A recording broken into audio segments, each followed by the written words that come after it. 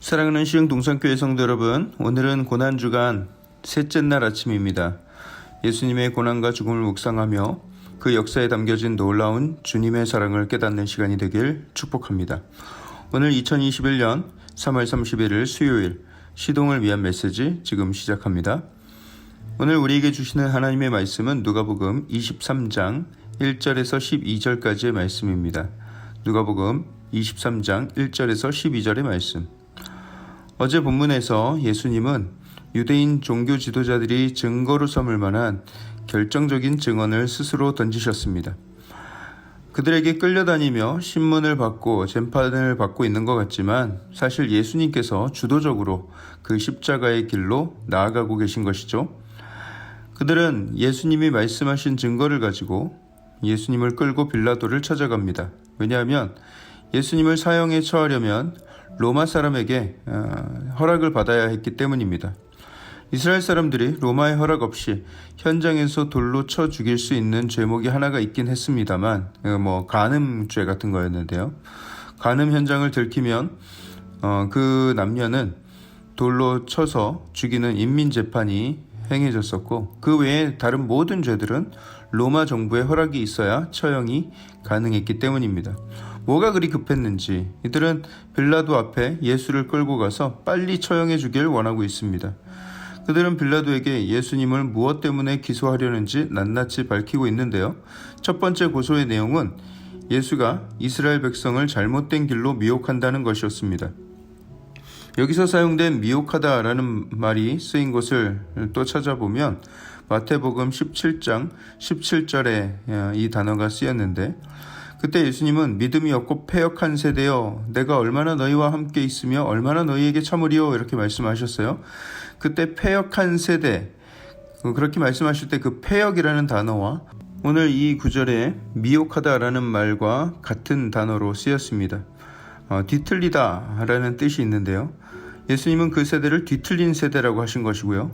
지금 종교 지도자들은 예수님이 사람들을 뒤틀린 길로 인도한다고 주장하고 있는 것입니다. 자신들이 뒤틀린지도 모르고 뒤틀린 것을 지적한 분에게 뒤집어 씌우는 셈이죠.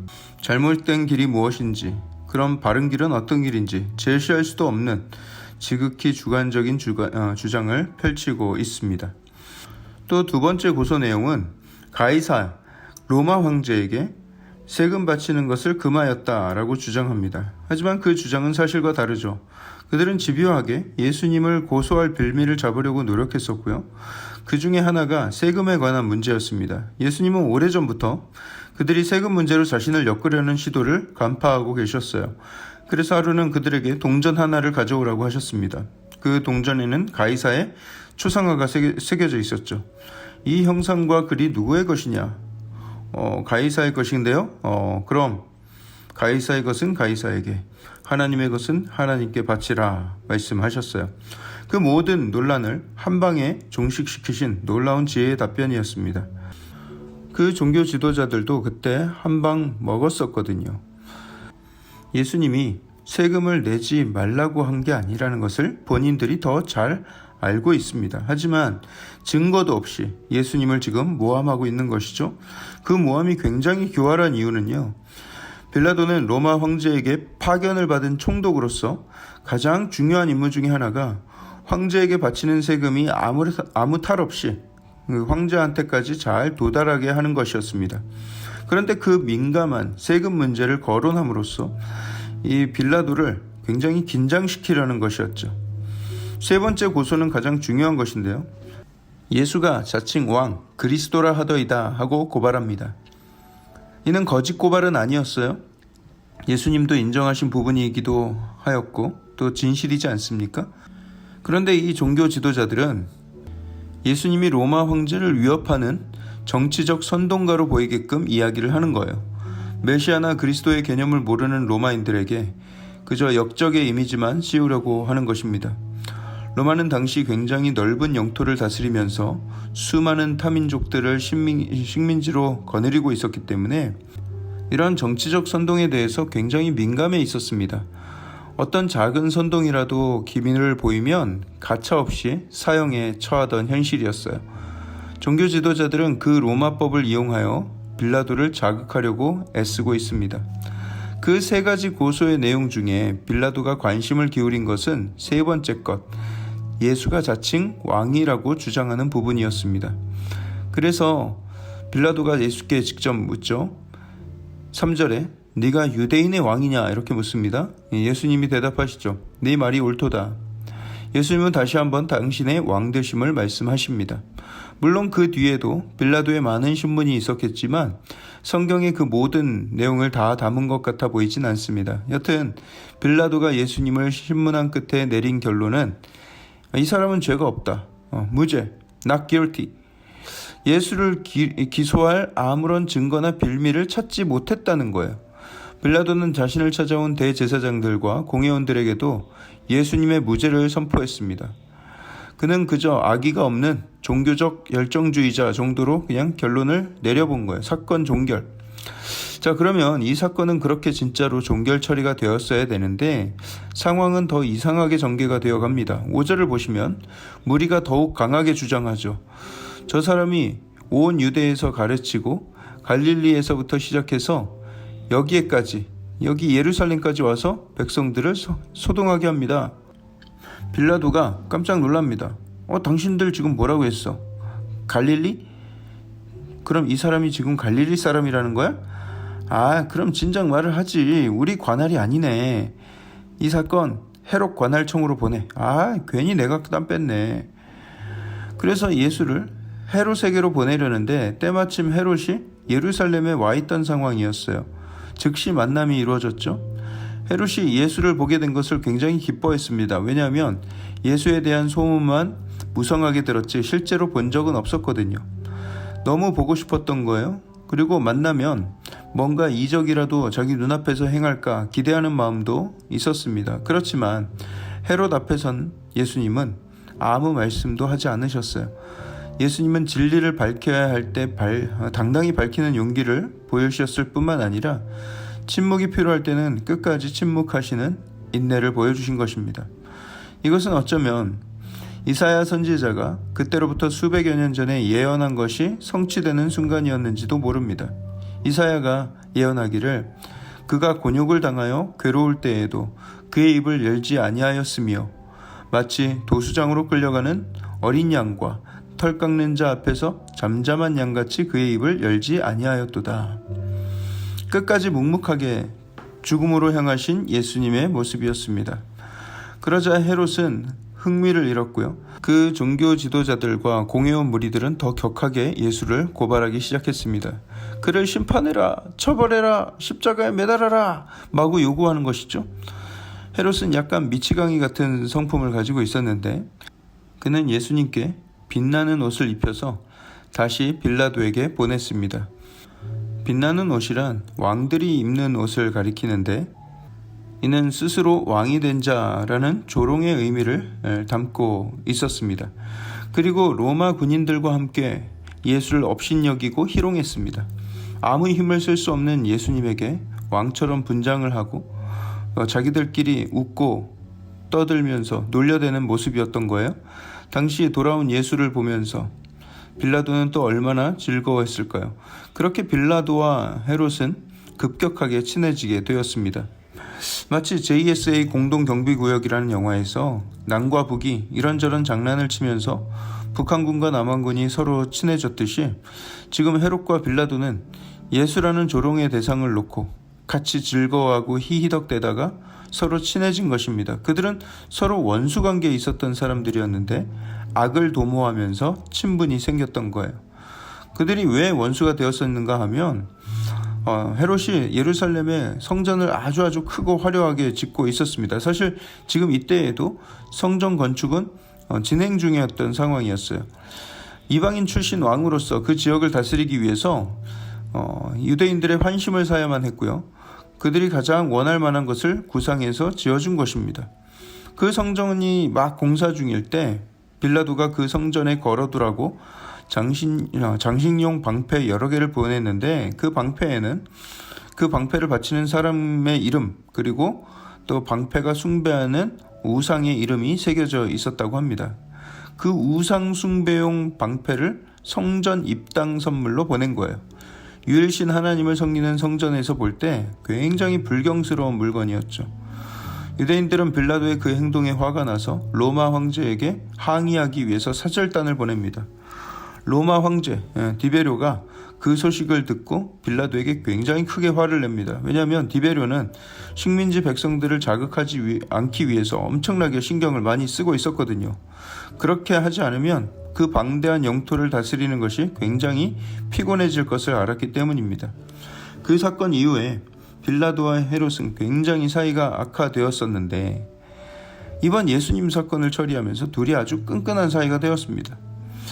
당시 심판할 권세를 쥐고 있었던 빌라도와 헤롯 모두 그 고소 사건을 진지하고 심각하게 다루지 않았어요. 오히려 그것을 자신의 유흥거리, 흥미거리로 삼았죠. 여러분, 천박한 호기심으로 진리를 대하는 것은 신앙에 전혀 도움이 되지 않습니다. 오히려 그 안에서 악을 도모하게 될 가능성이 더 커질 뿐이죠. 진리에 대해서 진지하게 고민하고 탐구하려는 자세가 필요합니다. 빌라도도 그렇고 헤롯도 그렇고 만약에 그들이 예수님을 좀 더 진지하게 대하고 진리에 대한 진중한 자세가 있었다면 그들은 정말 놀라운 복을 받을 수도 있었지 않았겠습니까? 이들은 인생 살면서 하나님의 아들 성육신 하신 예수를 직접 본 사람들입니다. 그 자체로 얼마나 놀라운 축복입니까? 제가 인생 살면서 가장 유명한 사람을 만났던 기억은 영국의 축구선수 데이빗 베컴입니다.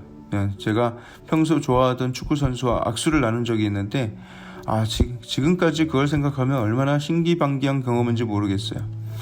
그런데 인생 살면서 살아계신 예수님을 직접 만났다면 이 빌라도에게, 이 헤롯에게 그게 얼마나 놀라운 일이며 그 얼마나 진리에 대해서 알 수 있는 값진 기회입니까? 미국의 투자의 대가, 투자의 전설로 불리는 워렌 버핏이라는 사람 아시죠? 얼마 전 그 사람과의 점심 식사할 기회를 경매에 올린 적이 있는데 여러분, 워렌 버핏과의 점심 식사의 기회 얼마에 낙찰되었을까요? 여러분들은 얼마를 지불하시겠습니까? 세계 최고의 투자 기재와의 식사를 할 수 있다면 여러분들은 그 기회를 얼마에 사시겠어요? 그 경매는 우리 돈으로 무려 54억에 낙찰되었습니다. 54억. 그게 말이 되냐? 어떻게 점심 한 끼 먹는데 그 많은 돈을 투자를 하냐 할지 모르겠지만 버핏과의 대화 속에서 54억 이상의 가치가 있는 정보를 얻을 것이다라고 믿는 사람, 또 인생에 더할 나위 없이 값진 투자 교훈을 얻게 될 것이라고 믿는 사람은 기꺼이 54억 정도를 투자할 수 있는 거예요. 그런 사람이 있었다는 거예요. 그런 투자의 기재와 식사하는 것도 그렇게 진지함을 가지고 접근하는데 오늘 빌라도와 헤롯은 천하를 다스릴 메시아 앞에서 너무나도 가벼운 호기심만을 보이고 있습니다. 예수님의 존엄을 제대로 알아차리지 못하고 그분이 어떤 분인지 알지 못하고 그 앞에서 펄럭펄럭 가볍게 까불거리기만 하는 것이죠. 사랑하는 성도 여러분, 예수 그리스도를 인격적으로 만나는 것이 얼마나 값지고 놀라운 일인지를 늘 마음 가운데 기억하길 원합니다. 투자의 기재를 만나서 10배나 더한 수익을 얻는다고 하면, 그래서 540억이 되었다고 하면 엄청나게 기쁘고 흥분되겠죠. 야, 나는 정말 가치 있는 것을 알아보는 천재라니까 하면서 스스로를 아주 기특하게 여기겠죠. 하지만 여러분, 그것은 하수입니다. 진짜 고수는 돈과 같이 언젠가 썩어 없어지거나 또 다 무의미하게 여겨질 어떤 그런 것에 투자하는 것이 아니라 영원한 가치에 투자합니다. 영원한 가치에 있는 것에 투자하는 사람이 진짜 고수인 것이죠. 그걸 발견할 수 있는 눈. 예수님을 고발한 종교 지도자들도 마찬가지입니다. 그들은 자신이 쥐고 있는 그 어설픈 기득권과 그 핫바리 같은 권력을 지키기 위해서 진리를 거부했습니다. 메시아를 거부했어요. 사랑하는 성도 여러분, 우리가 이 세상을 살아가면서 예수님을 만난 것, 예수님을 알게 된 것이 얼마나 큰 은혜인지, 얼마나 큰 선물인지를 제발 좀 아셨으면 좋겠어요. 어쩌다 예수 믿게 되고 그냥 그런 거래, 이런 말씀이 있대 하는 정도로 알지 마시고 진짜 진지한 자세로 예수님을 탐구해 보십시오. 그 진리를 알 때 말로 다 할 수 없는 엄청난 기쁨과 감격에 젖게 될 것입니다. 어제 새벽기도 시간에 함께 모여서 기도하는데 제가 그런 말씀을 드렸어요. 예수님의 음성을 듣는 시간을 갖자 이렇게 말씀을 드리고 온 성도들이 다 같이 침묵 가운데 예수님께서 들려주시는 음성에 귀를 기울이는 시간이 있었습니다. 어제 한 권사님께서 저에게 문자를 보내오셨어요. 제가 그 문자를 받고 참 마음이 뜨거워졌습니다. 제가 그분 허락은 안 받았지만 특별히 비밀이랄 내용도 없으니 나누겠습니다. 이런 내용이에요. 목사님 안녕하세요. 저는 김모 권사입니다. 고난주간 특별 새벽기도회 준비하시느라 고생이 참 많으시네요. 주님 주시는 은혜를 많이 받고 있습니다. 오늘 새벽에 주님이 제게 말씀하셨어요. 신음하지 말라.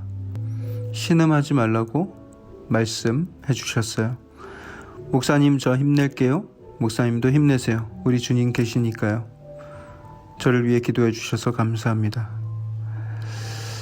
여러분, 이 권사님은 지금 나이가 70이 넘으셨는데 암투병 중이세요. 유방암과 췌장암 많이 퍼진 상태입니다. 사망의 음침한 골짜기 속에서 하나님께 부르짖었을 때 하나님께서 위로의 말씀을 주시는 거예요. 신음하지 말아라. 여러분, 이런 좋으신 예수님을 우리 인생에 만나는 것이 워렌 버핏 만나서 주식 투자 정보 얻어내는 것에 비하겠습니까? 여러분, 겨우 54억짜리겠어요? 예수님과의 만남을 진지하게 여기시기 바랍니다. 매 예배 때마다 그 예수님을 진지한 마음으로 만나시고 진리에 대해서 진중한 마음으로 탐구하시고 또 그 말씀을 사모함으로 기다리며 살아가시길 바랍니다.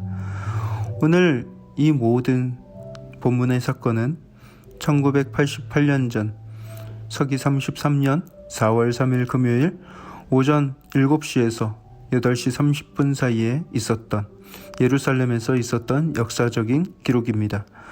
우리는 그때 그 자리에서 계셨던 그 예수님을 직접 만날 수는 없었지만 우리는 우리 마음 가운데 부활하신 예수님을 매일같이 만나며 살아갈 수가 있습니다.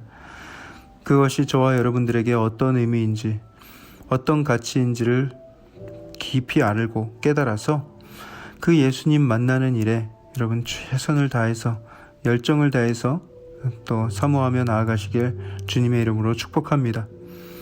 오늘 하루가 예수님의 그 귀한 사랑을 풍성히 묵상하며 그 사랑에 푹 젖어 지내는 복된 하루가 되기를 축복합니다.